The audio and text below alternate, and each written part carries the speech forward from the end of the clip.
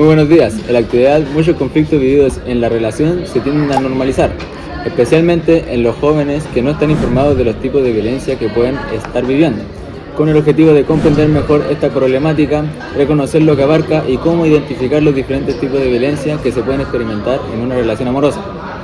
Entrevistamos al profesional Fabián Torres, psicólogo y inspector del Liceo Santa Marta de Vallenar, quien nos entregará su visión y orientación de cómo sobrellevar el tema. Buenos días, esperando que se encuentren bien. Hoy día estamos junto al profesional Fabián Torres. Hola Simón. Que nos ayudará a profundizar más lo que es el tema de la violencia en el pololeo. Antes de comenzar, ¿cómo definiría usted la violencia en el pololeo? ¿En qué se diferencia de los conflictos normales de la relación? A ver, la violencia en el pololeo o la diferenciación con un conflicto normal en una relación, tenemos que diferenciar algunas cosas, ¿ya? Todos nosotros podemos tener conflicto y eso es una diferencia de opinión. Y esa diferencia de opinión no tiene por qué transgredir, por ejemplo, el alzar el tono de voz, el descalificar a alguien, y eso ya se transforma en violencia. Cuando tú empiezas a dañar a la otra persona en la respuesta que tú le estás dando en la interacción, es desde ese ámbito en donde se hace esa diferenciación. Por eso la violencia tiene que ver con un acto de dañar a otro, versus cuando hay un conflicto tú puedes tener una diferencia de opinión y eso no necesariamente te puede llevar a tener que dañarlo en general. De hecho, nunca debería ser una relación de pareja en ese ámbito. Vamos con la segunda pregunta.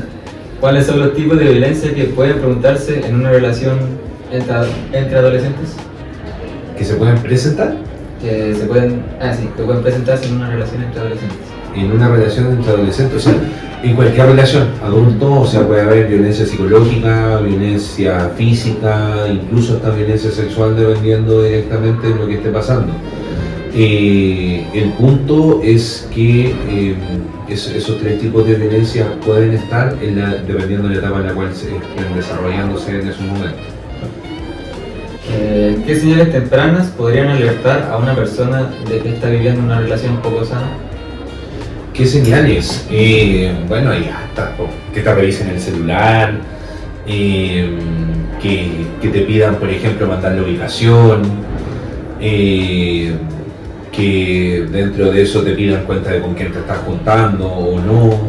O sea, lo ideal es que siempre una relación de pareja tenga apertura y tenga claridad de que lo que tú estés realizando, la persona sepa plenamente lo que tú estás haciendo, pero no como una obligación, no que te lo pidan, pero sí como, mira, ¿sabes qué? Hoy día me voy a juntar con mis amigos, va a ir, no sé, el Joaquín, el Pedro, el Pablo, quienes sean, va a ir, no sé, la María, la Juanita, y desde ahí en adelante es como tú nos vas comentando, pero la otra persona no debería reaccionar en ese sentido, y tampoco como muéstrame un mensaje, o muéstrame esto, o a ver, ¿por qué te está escribiendo tal niño? ¿Por qué necesito? Bueno, no sé, pues ahora como ustedes se manejan más en el tema de las redes sociales, que uno le da like a algo en Instagram y aparece que le dio like, pues. O sea, eso no debería hacer directamente, y uno también debería abstenerse de poder darle like a cosas que no corresponden. Cuarta pregunta. ¿Por qué algunas personas permanecen en relaciones dañinas incluso cuando reconocen el maltrato? Cuando lo reconocen y por qué se mantienen. O sea, eso es un ciclo de la violencia y normalmente tiene que ver con patrones de apego que tienen las personas. Eso tiene que ver con un tema de infancia, en donde ellos empiezan a validar un poco el tema de las relaciones de pareja, el maltrato, el hostigamiento, lo hacen como algo muy común de su parte. Y aparte esa necesidad de contar con el cariño de las otras personas es lo que normalmente nos hace mantenerse. Es como, tengo esa carencia, además que la persona o el perfil violento tiende directamente también a manipular a la otra persona. Entonces tú no vas a encontrar nada, tú no vas a encontrar a nadie igual que yo, nadie te va a querer como yo, nadie lo va a hacer desde esa manera, y la persona genera una dependencia o una falsa dependencia psicológica a todo lo que le están pegando a esa persona. Quinta pregunta. ¿Existen conductas que suelen normalizarse entre jóvenes, pero que en realidad son formas de violencia? Sí, o sea, hay muchas conductas directamente, como por ejemplo el tema de tratarse mal o de decirse un insulto. Que eso, por ejemplo, desde ese ámbito, incluso cualquier relación, el hecho como el decir un garabato, oye, tal por cual o tal cosa directamente, entiende que es una conducta que uno está normalizando que no debería ser. De hecho, son patrones que uno debería poder evitar siempre en una relación de amistad. Porque efectivamente terminan dañando en alguna manera, tú no sabes cómo tu palabra le va a afectar a la otra persona. Y para hacerte pregunta, ¿cómo cree que influye la violencia en el pololeo, en el desarrollo personal y social de la víctima? O sea, influye sí, porque genera una persona que es mucho más insegura después para poder relacionarse con otros. Entonces, por ejemplo, después lo que genera una dependencia del comentario de un tercero. Porque siempre va a haber gente que va a hablar de ti y gente que no, o que va a hacer algún mal comentario, pero eso no puede incidir directamente en cómo tú has sido como persona.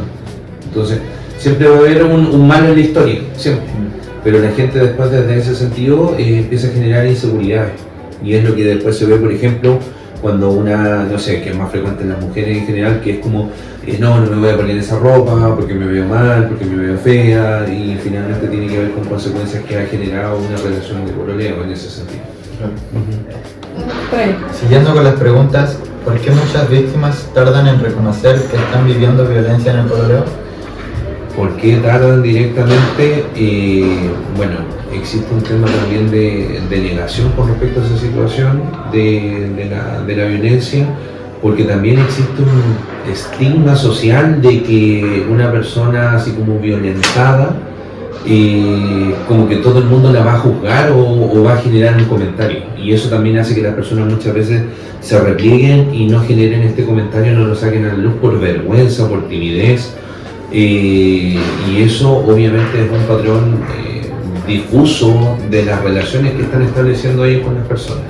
Como usted dice que muchas parejas sienten timidez, miedo al expresarse, ¿qué consejo les daría usted a las personas que sienten esa timidez para que puedan, qué métodos pueden? O sea que en general una relación de pareja, una relación de pareja tiene que ser muy sana, tiene que existir mucha confianza en la persona, en lo que tú estás haciendo, en lo que vas, o sea, si tú te vas a aventurar en una relación, no puedes sentir desconfianza, porque si no, previo a eso, es mejor que tú trabajes esa desconfianza en un otro, porque si tú vas a estar pensando que la otra persona te va a engañar o no, no es el momento de sostener una relación de pareja. Entonces, dentro de eso, tú tienes que tener la suficiente libertad de movilizarte y también de tener esta comunicación directa, de saber, por ejemplo, de poner lo más claro es un límite. Y el límite claro es como, ¿qué es lo que yo quiero? Yo en mi relación de pareja quiero tranquilidad, quiero una buena comunicación, quiero cariño, quiero esto, y desde ese ámbito se empieza a dar esta fluidez. El tema es que cuando tú estás en una relación de pareja, no puedes dejar que el resto opine sobre esa situación.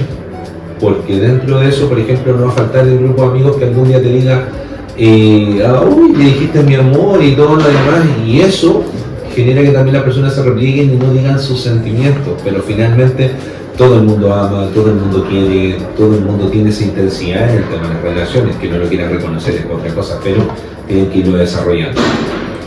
Siguiendo con la otra pregunta, dice, cuando una persona identifica estas situaciones, ¿qué pasos recomienda seguir para buscar ayuda? ¿Cómo? ¿Me puedo repetir? Cuando una persona identifica estas situaciones, ¿Ya? ¿qué pasos recomienda usted para buscar ayuda? Ya, cuando una persona reconoce violencia en el pololeo, hay organismos como el CENAMET, que actualmente tiene un programa directamente que es la violencia en el pololeo. Aquí en Vallenar está en el edificio Nicolás Naranjo. Entonces tú te acercas voluntariamente e incluso cuando hay violencia en el pololeo y a veces la persona no quiere denunciar porque no se siente capaz, puede pedir ayuda. Por ejemplo, en este caso, recuerdo, serán 3 años más o menos aproximadamente, nos tocó abordar una situación de ese tipo donde la persona no quería denunciar y fuimos nosotros, o sea, ella nos comenta, nos da la autorización para poder ir a hacerlo y nosotros nos acercamos al servicio para que poder hacer la denuncia, y desde ahí se inicia el tratamiento y el acompañamiento en este tema para que pueda salir como desde esa realidad tan compleja. Ahora dice, cuando una persona que maneja las redes sociales tiene mucha presencia en estas relaciones, tiene muchos cercanos, amigos, ¿cómo puede darse la violencia digital o virtual? O sea, en ese sentido, yo tengo, y esto es una opinión muy personal, no, ni siquiera tiene que ver como muy teórico o muy de libro, podríamos decirlo, pero cuando uno tiene mucha presencia en las redes sociales, para mí hay un conflicto que tiene que ver con el tema de cómo nosotros controlamos a las personas que efectivamente son nuestros amigos o amigas, porque tenemos muchos conocidos, pero eso de tener demasiada gente agregada a las redes sociales también te puede afectar, porque eso, por ejemplo, basta con que una persona te dé un like y esa persona va a incidir en tu relación de pareja porque tú no sabes cómo la otra persona lo va a tomar. Y ahí es donde vienen algunas inseguridades personales, como por ejemplo, no sé, si yo soy moreno, a lo mejor a mi pareja también, no sé, por lo anterior era rubio, ojos azules, y no sé, y eso puede generar en algunas personas, en base a su desarrollo, que crea que directamente va en un tema de inseguridad, o sea, y desde ahí es donde las personas, uno no va a controlar cómo la otra persona lo va a ver. Por eso yo recomiendo que siempre es como tener muy acotado la cantidad de personas que uno tenga en redes sociales. ¿Cómo afecta el miedo o la manipulación emocional en la capacidad de una víctima para pedir ayuda?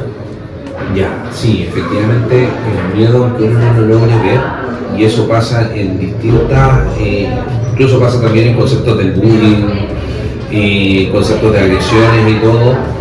El miedo inseguriza a la persona porque efectivamente se genera un patrón de pensamiento que la otra persona, por ejemplo, que es lo que normalmente se repite, es como me va a matar, me va a pegar, me va a exponer, porque tienen una foto indebida, porque tienen alguna situación o algún mensaje comprometedor dentro de, y esa extorsión es lo que finalmente repliega a la persona, o sea, es como finalmente voy a quedar expuesto a alguna situación donde todo el mundo me va a juzgar, y efectivamente la gente habla mucho por redes sociales, pero no sabe o no cuantifica el daño que pasa.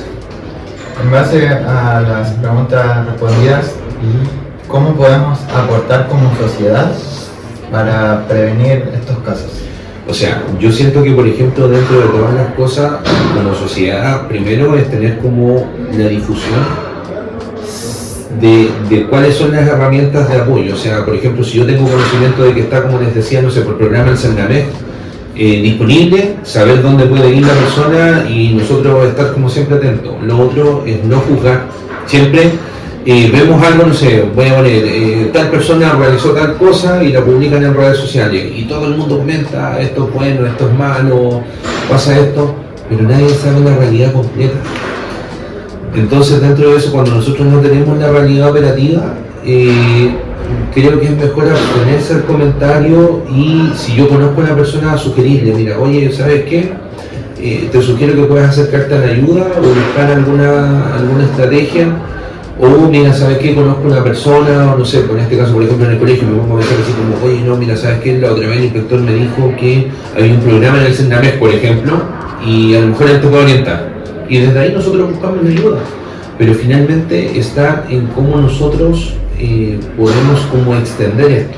Cuando yo le doy la palabra de ayuda a alguien, extiendo esta capacidad de poder como extender la colaboración, la ayuda, a las personas, y finalmente a alguien le va a llegar ese mensaje. Quizás no vaya a salvar a todos, pero sí vas a poder salvar a alguna persona que esté pasando eso. ¿Usted cree que dentro de, por ejemplo, este establecimiento se ven las medidas para cuando alguien quiera requerir ayuda? Sí, o sea, en el colegio sí se dan las medidas. Se dan las medidas y se da la... A ver, hay algo que nosotros siempre trabajamos en el colegio, que muchas veces la gente no lo ve hacia afuera, que tiene que ver con el manejo de la privacidad. Hay muchas cosas que pasan en este colegio, me refiero en el sentido, por ejemplo, que hay problemáticas personales de cada familia que nadie más las sabe más que la directora, a veces yo como inspector o algún profesor específico, y se maneja de tal cuidado para que no todo el mundo se entere, pero que pueda recibir la ayuda. A veces uno ve como la parte de afuera, que es como, oye, ¿por qué a lo mejor él tiene la posibilidad de, te voy a poner un ejemplo, como dice más temprano? Pero eso tiene que ver quizás con la ayuda que se le está gestionando, por ejemplo, no sé, para que pueda asistir a la sesión psicológica, al apoyo emocional, que a lo mejor de lo que está pasando. Entonces, el colegio sí trata de resguardar a las personas, y eso a veces desde afuera se ve mal, pero tiene que ver muchas veces con ese cuidado que tenemos que tener del otro. Y por último, ¿Qué cambios sociales o educativos cree que serían más efectivos para disminuir este problema? O sea, el tema de los cambios sociales o educativos que se pueden realizar en este proceso van enfocados en una mayor difusión, ya incorporarlo quizás a las mismas políticas, en las mismas clases, no necesariamente quizás porque vengan en un currículum directamente, sino que por ejemplo porque los profesores, los mismos estudiantes se interesen por estos temas, los puedan difundir, los puedan bajar. Hay instituciones como por ejemplo solicitar una charla, como la ONN, que son organismos encargados como de poder bajar las políticas sociales en niños, niñas y adolescentes, que desde ese ámbito les pueden como colaborar y orientar, y yo creo que desde este ámbito ustedes como jóvenes son como los encargados de poder ir generando también intervenciones de temas que a ustedes les interesan, porque es más común, aunque uno no lo crea, es más común de lo que uno piensa el hecho de la violencia o de las agresiones que puedan pasar y que a veces está al lado de nosotros y no nos damos cuenta o no queremos verlo directamente. Pero creo que desde ese ámbito podemos generar una instancia de diálogo entre las personas donde ustedes tengan un protagonismo, y ese protagonismo puede ser asociado también al centro de estudiantes o en su rol de alguna asignatura o algo por el estilo. Entonces, si usted